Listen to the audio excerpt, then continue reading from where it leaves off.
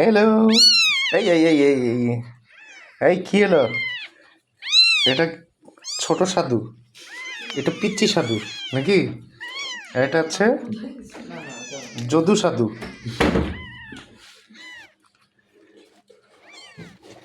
এই যে আমাদের সাধু, আল্লাহর রহমতে অনেক চড়াই উৎরাই পের হয়ে এখন একটু আছে আলহামদুলিল্লাহ ভালো।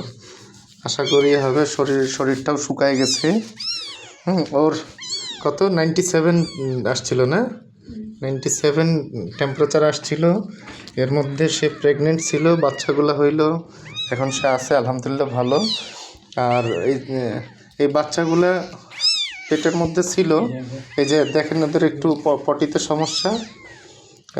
এটা যদি বলা যায় যে ওরা হওয়ার পর থেকেই পটি করতেছে, স্বাভাবিকভাবে এরকম হয় না, 2-1 দিন হলেও সময় লাগে।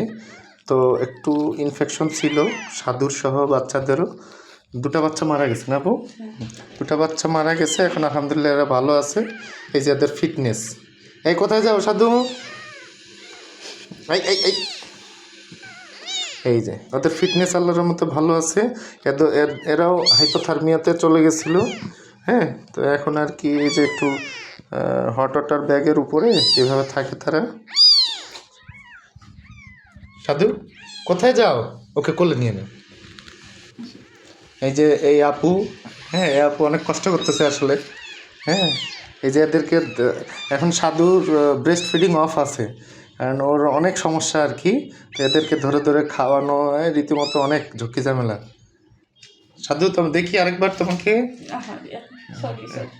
যে এখনো ওর অনেক মানে খুব ঠান্ডা নাই, আছে এখনো।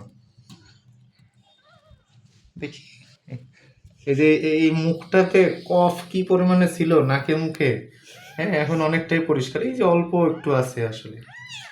সবাই সাধু আর ওর বাচ্চাদের জন্য দোয়া করবেন।